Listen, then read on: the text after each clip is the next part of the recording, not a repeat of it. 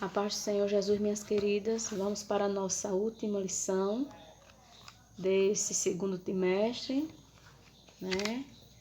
Estamos diante de uma lição maravilhosa, todo esse tempo que passamos estudando, né, os assuntos aqui dessa revista, fomos bastante abençoadas, aprendemos muito com Jesus, né? Através da sua palavra.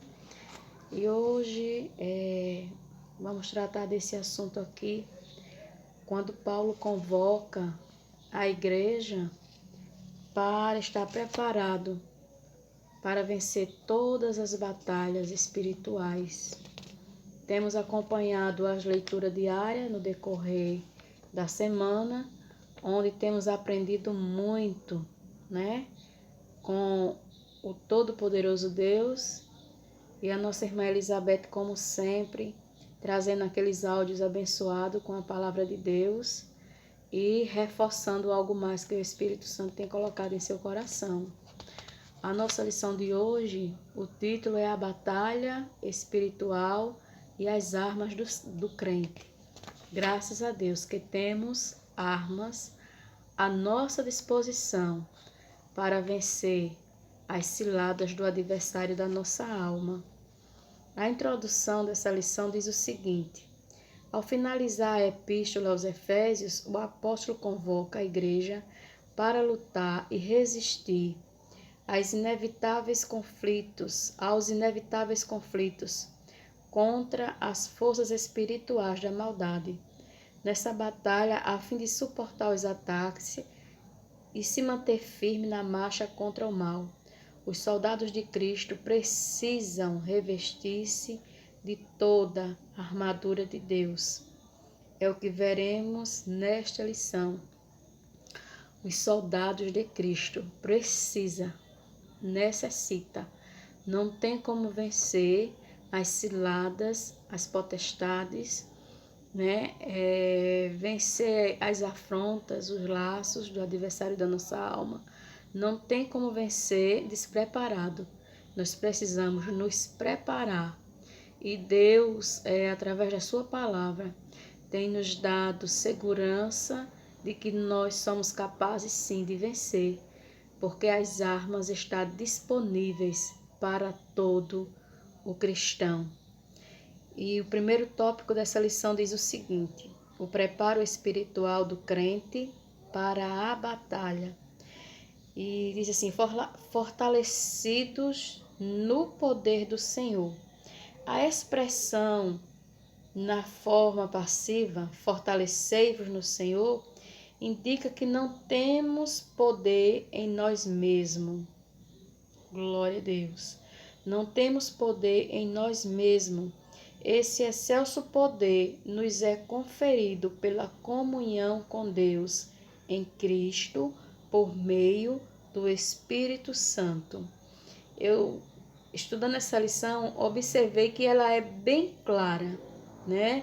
Se pegássemos essa lição e somente lêssemos, já víamos com clareza o Senhor falando conosco, né? Nos dando a receita para vencer, né? Nesse pequeno trecho que nós lemos, nós já conseguimos entender que não tem como vencermos a cilada do adversário com as nossas próprias forças.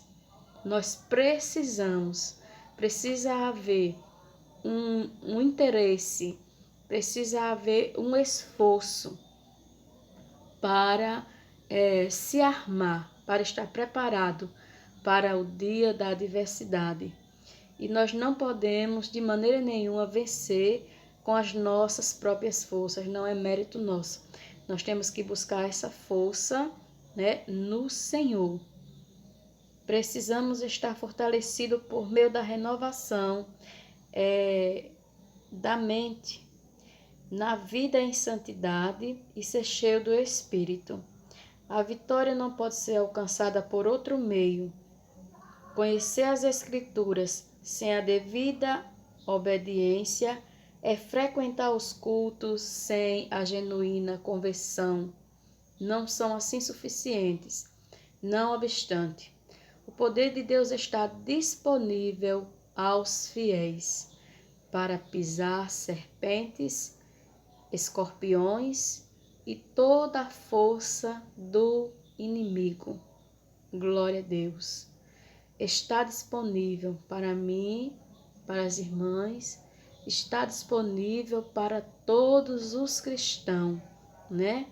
O poder de Deus está disponível para os fiéis, para os que crêem no Todo-Poderoso.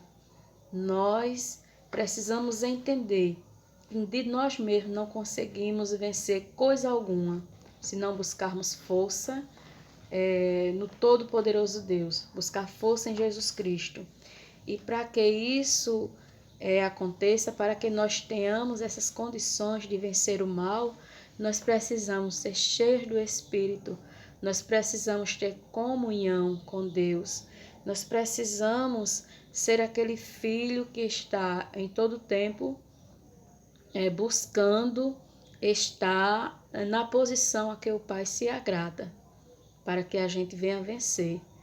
Está disponível para todos nós, né, essa força, esse poder para pisar serpentes e escorpiões. É preciso que nós venhamos entender que precisamos buscar a Deus, precisamos manter a nossa vida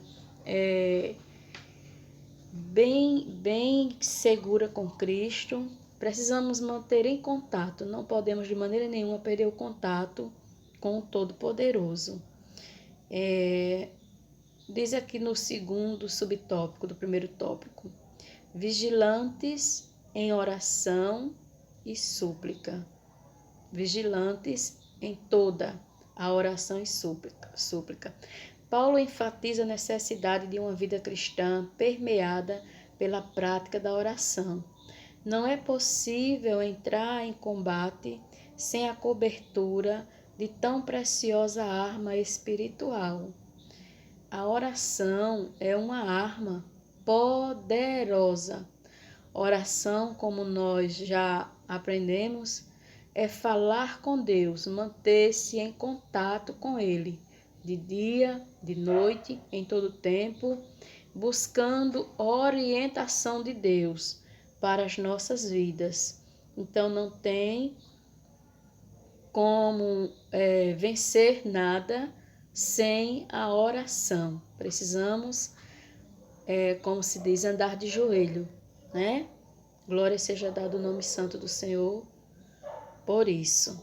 Aí diz aqui, a expressão orando em todo tempo, com toda a oração e súplica no Espírito, significa clamar pelo favor divino em qualquer circunstância e oportunidade. Esse clamor deve estar acompanhado de vigilância, pois esta preserva o crente das astutas ciladas do inimigo. Vigiemos em oração e súplica. Além de orar, precisamos vigiar, né? Vigiar e orar, porque às vezes oramos tanto e não vigiamos. E quando nós não vigiamos, parece que a oração não tem muito proveito, porque a gente ora, pede a Deus uma direção para algo, né? Pede a Deus muitas vezes um sinal, que Ele nos dê um sinal para resolvermos algumas coisas, e parece que por um espaço de tempo a gente esquece que orou e a gente perde um pouco do foco e da direção. E muitas vezes, quando nós nos damos conta, já estamos resolvendo algumas situações, já estamos fazendo do jeito que a gente pensa que vai dar certo, e quando a gente vem ver, já vê que não deu resultado.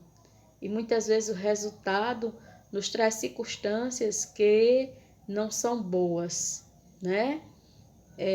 O resultado não é nada bom, é porque oramos, pedimos ao Senhor e não vigiamos na espera da resposta de Deus. Por isso que é preciso orar e vigiar. Se eu oro e eu estou andando em um caminho e de repente tem um laço, se eu estou vigiando, eu não vou cair nesse laço, porque eu estou com os meus olhos atentos. Eu estou observando os movimentos, eu estou ligada na oração com o Pai. Estou focada. A nossa oração precisa estar junto com a vigilância, precisamos vigiar, né? Uma é acompanhada da outra. A questão de orar e de vigiar precisa estar ligada uma à outra. No segundo tópico, conhecendo o campo da batalha espiritual. As estatutas ciladas do diabo. A expressão ciladas do diabo indica armadilhas articuladas perversamente pelo reino das trevas. O líder deste reino é indicado como Diabolos, que significa caluniador e acusador. Mateus capítulo 4, versículo 11, João 8, 44, 1 Pedro 5 e 8, vai falar mais claramente sobre o que estamos lendo aqui, sobre o que está sendo falado nessa lição.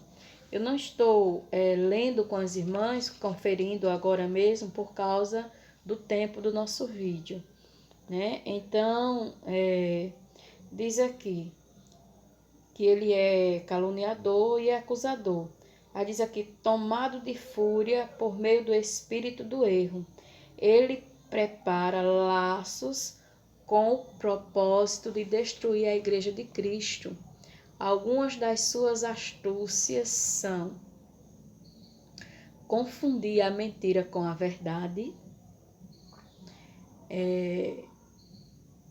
deturpar as escrituras, dissimular e induzir a dissimulação, fazer falsos sinais, fazer acusações, semear incredulidades, promover ideologias anticristãs. Diante desse quadro, o texto sagrado ordena: revesti-vos de toda a armadura de Deus.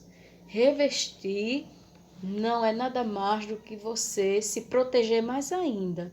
Se eu estou com essa roupa, eu ponho mais uma outra por cima. Isso é revestir. Então, se nós temos orado, precisamos continuar orando e, se pudermos, um pouco mais. Se nós andamos meditando na palavra de Deus como há necessidade de se meditar na palavra de Deus, se alimentar dela, então vamos continuar fazendo e até um pouco mais. Se estamos vigiando, vigiar um pouco mais. Isso é revestir-se, estar preparado para o dia da peleja, para o dia da batalha. Precisamos estar revestidos contra as ciladas do adversário da nossa alma e revestir com todas as armaduras, né, de Deus. Daqui a pouco a gente vamos ver aqui logo mais à frente as armaduras do Todo-Poderoso.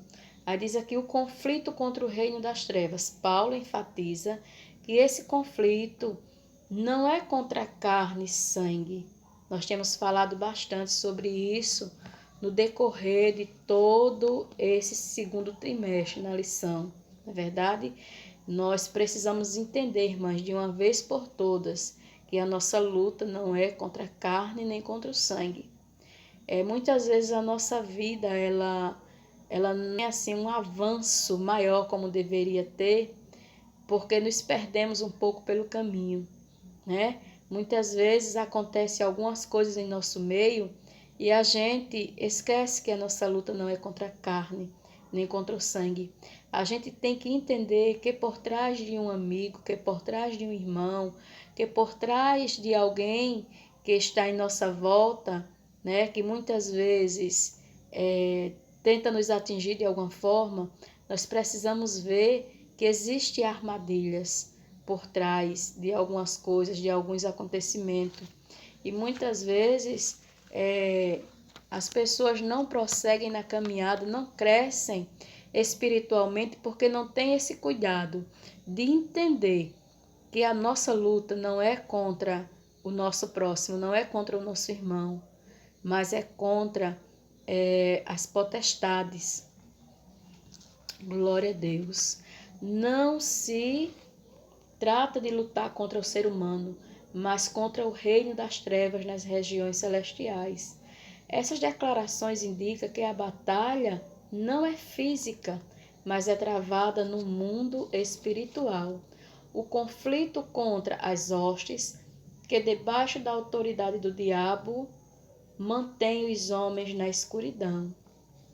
Veja só que coisa triste, né?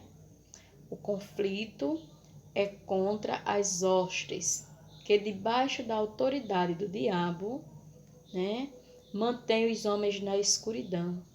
Nessa metáfora fica claro que o cenário do campo de batalha do soldado é espiritual, ao mesmo que se revela a natureza pessoal do conflito, pois essa luta se dá tanto na área individual quanto na área coletiva da igreja.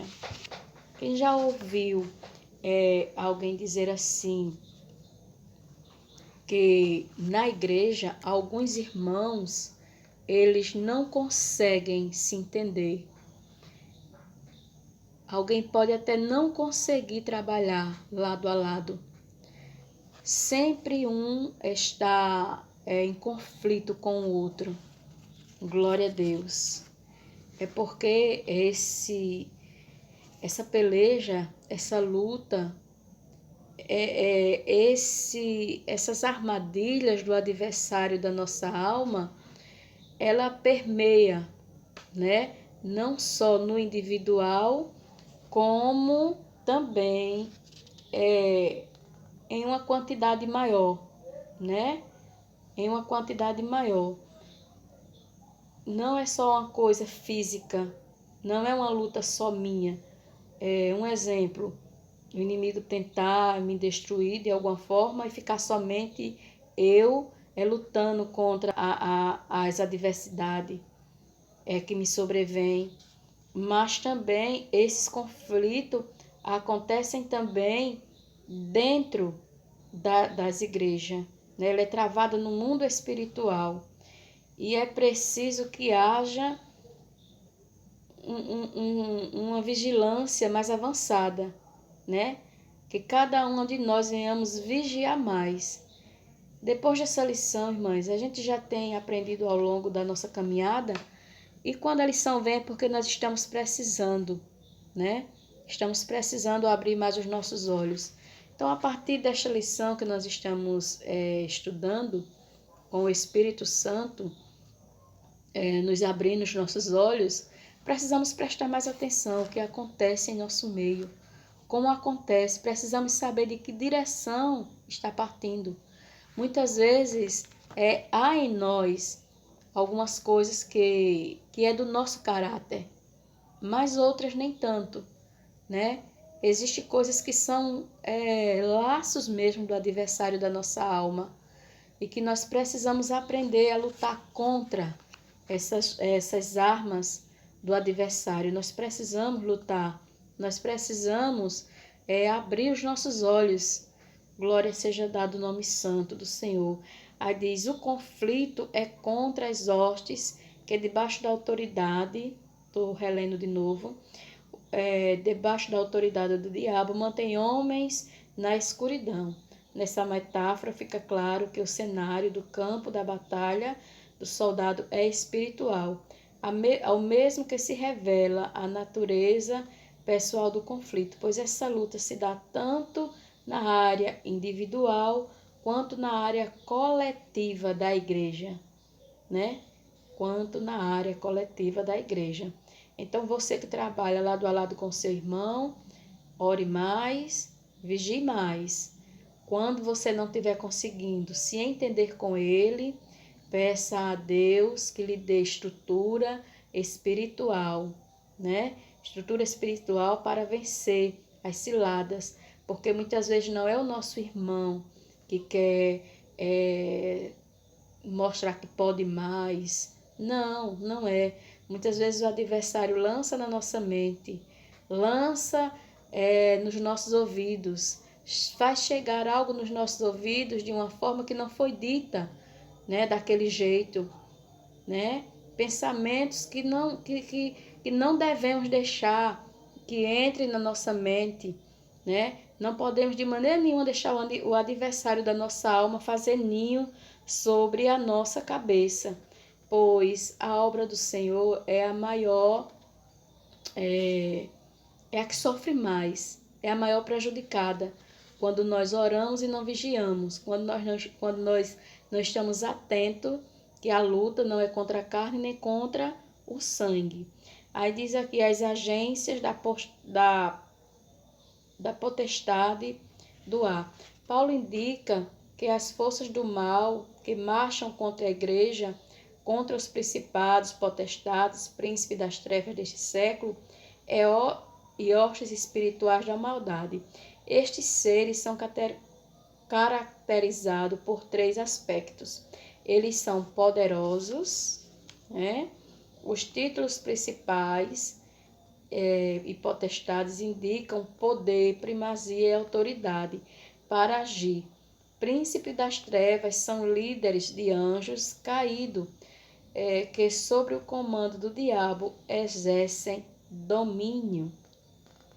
Também eles são malignos. Esses agentes formam as hostes espirituais da maldade. Refere-se a demônios que empregam seu poder destrutivo para o mal. E diz também que eles são astutos, são cheios de sutilezas e maquiagem.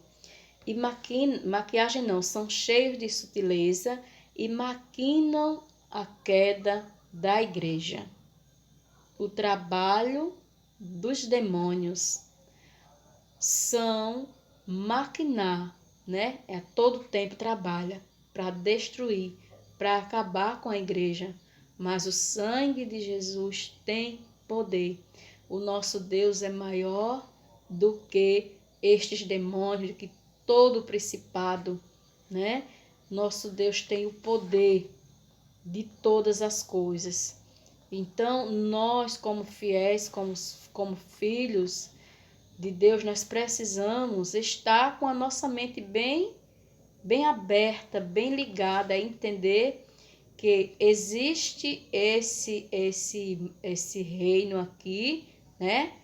Existe o reino espiritual da maldade, né? Existe duas atmosferas, vou falar assim, se é que eu posso falar assim. Então é preciso que a gente esteja ligado. Quando algo de ruim que nos acontece, quando é a maldade do homem, ou quando é o reino das trevas por trás, trabalhando para que haja conflitos, atritos, intrigas no meio do povo de Deus para prejudicar a igreja, prejudicar a obra do Senhor. Diz aqui, apesar desse imenso império do mal, a igreja é exortada a não temer. Somos incentivados a lutar e, sobretudo, a vencer, pois o Senhor da igreja está elevado ao nível acima de todo principado e poder e potestades e demônio. Nosso Deus é maior. Louvado seja o nome santo do Senhor. No terceiro tópico, nós vamos falar das armas espirituais indispensáveis para o crente. A armadura completa de Deus. A imagem que o apóstolo usa é de uma linguagem retirada do contexto militar romano. A expressão toda a armadura traduz o termo grego panóplia, que significa a armadura completa de um soldado fortemente armado. Na carta, a orientação não é para usar armas próprias, né? Não é para vencer com a força do nosso braço, não, nem com a força da nossa língua, nem com o nosso julgamento, né? Mas as armas são espirituais. E a orientação do apóstolo Paulo não é para usar as armas próprias, mas tomar o equipamento dado por Deus, resistir bravamente e marchar contra as potestades do ar. Aí diz aqui as armaduras indispensáveis de defesa. Vejamos aqui uma lista de armas espirituais disponíveis aos soldados do Senhor. Primeiro, devemos cingir, os nossos lombos, cingindo os vossos lombos com a verdade. Glória a Deus. Cingir os vossos lombos com a verdade. Glória a Deus. Retrata a peça usada para dar mobilidade ao soldado no combate. Neste sentido, faz referência à verdade da doutrina de Cristo e à integridade do soldado. 2 Coríntios, capítulo 13, versículo 8. Precisamos também vestir a couraça da justiça. Diz aqui, vestida a couraça da justiça. Trata-se de uma malha impermeável de proteção aos órgãos vitais. Refere-se à justiça de Cristo e à retidão do soldado no campo de batalha. Romanos capítulo 5, verso 1 e 2 Coríntios 6, versículo 7. Precisamos também calçar os calçados, calçar os pés na preparação do Evangelho. Precisamos nos alimentar da palavra de Deus, calçando os pés na preparação do Evangelho da paz. Isso aqui era confeccionada em couro, a meia bota tinha solas cravejadas para dar estabilidade. Refere-se à firmeza que o Evangelho proporciona, a prontidão do soldado em testemunhar de Cristo. Romanos, capítulo 1, versículo 16. Tomando sobretudo o escudo da fé. O escudo ele era longo, retangular, feito de madeira e couro. O escudo protege o corpo inteiro dos dados incendiários. Refere-se à fé inabalável em Deus, que detém a eficácia das calúnias, dúvidas e rebeliões disparadas pelo diabo. Provérbios 30, verso 5. O capacete da salvação. Esse, para mim, é muito importante também. Todos são importantes, E esse, quando fala do capacete, eu fico observando que quando se coloca um capacete desses, a um motoqueiro, quando coloca um capacete. O capacete, para um motoqueiro, é o principal instrumento de segurança, Porque caindo ele, a cabeça está protegida, A cabeça está protegida. Então, vamos falar aqui do capacete da salvação. Diz assim, que ele era pesado, resistente e fabricado com bronze ou ferro. O capacete serve de proteção para a cabeça. Refere-se à certeza da salvação que já recebemos em Cristo e à convicção da plena salvação no último dia. É muito interessante, irmãs, o capacete. A gente sabe que toda guerra começa aqui, para depois descer para o nosso coração, E o capacete daqueles soldados era feito de um material que passava muita segurança para eles, Era feito de bronze ou ferro, era pesado, mas protegia a cabeça dos soldados. E, irmãs, quantas vezes o adversário tenta destruir a nossa fé, destruir a nossa segurança em Cristo Jesus, através do que ele joga na mente. Mas nós precisamos estar com esse capacete sobre as nossas cabeças, porque estando com esse capacete, vamos estar livres dos ataques demoníacos à nossa mente. Eu gosto muito de orar e pedir a Deus equilíbrio mental. Eu aconselho as irmãs, peçam equilíbrio mental.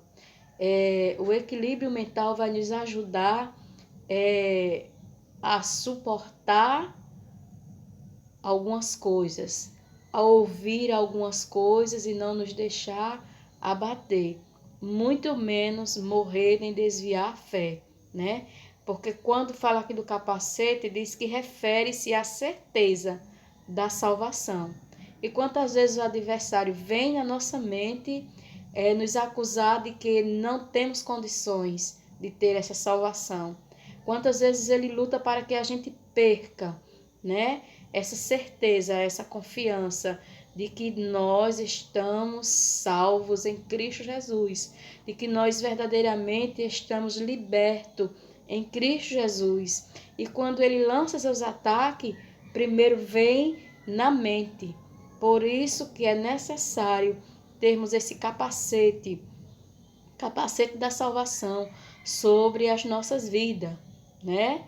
Porque vamos, como diz aqui, refere-se à certeza da salvação que já recebemos em Cristo e a convicção, ter certeza, né? Convicção fala de ter certeza da plena salvação no último dia.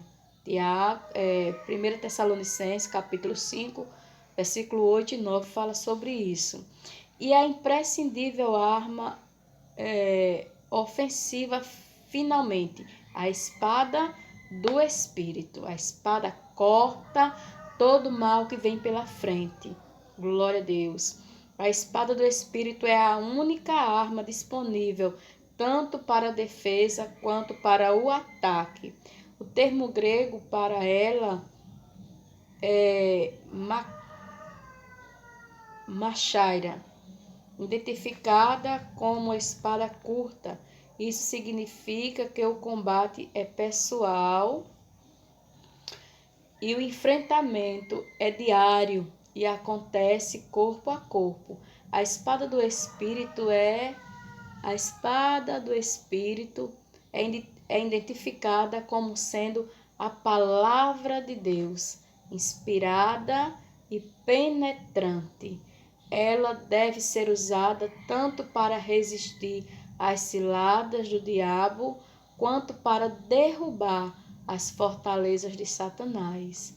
A palavra do Senhor, precisamos meditar nela de dia e de noite. De dia e de noite precisamos meditar na palavra do Senhor. Sabe quando você lê uma palavra e guarda ela na tábua do seu coração? E quando chega um momento, né, você usa aquela palavra para se defender do mal? Glória a Deus. A palavra de Deus, ela nos mantém firme, nos mantém forte, nos mantém de pé, né? A palavra de Deus. Muitas vezes nós lemos a palavra e naquele momento parece que não estamos precisando naquele momento, mas vai chegar um momento em que você vai precisar dessa palavra. Eu já contei um testemunho meu algumas vezes de uma palavra, 2 palavras de Deus, toda ela é poderosa, mas quando eu falo assim de 2, é que eu precisei muito. Eu, nova convertida, ouvi a palavra na igreja e num determinado tempo eu precisei da palavra como minha defesa. Glória a Deus. E é como a própria palavra diz, a palavra de Deus, ela é viva, ela é eficaz, ela é penetrante, ela é como a espada de 2 gumes. Então, graças a Deus que nós temos estudado essa lição e nós temos recebido do Espírito Santo a receita para vencer as ciladas do adversário das nossas almas. Vamos ter cuidado, irmãs. Vamos ter cuidado para estarmos sempre em oração e estarmos vigiando para não cair na cilada do adversário, não cair nos seus laços, que a gente venha ter crescimento espiritual, que nenhum desses ninhos preparados pelo inimigo das nossas almas, que nós venhamos cair nele. Nós precisamos seguir avante, avante, avante, buscando a presença do Todo-Poderoso. Glória a Deus, para vencermos todo mal. E lembre-se, a nossa luta não é contra a carne, nem contra o sangue. Glória a Jesus.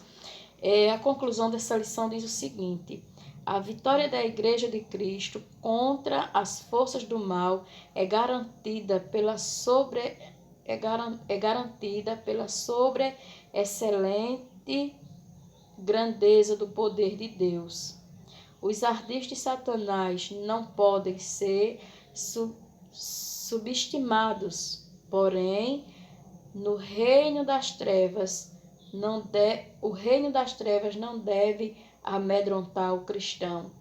As Escrituras convocam o salvo a combater e vencer as potestades do ar, revestidos com toda a armadura de Deus. Nessa lição, nós ouvimos, aprendemos que nós precisamos nos fortalecer, nós precisamos nos revestir, né? E aqui está as armas. As armas estão aqui.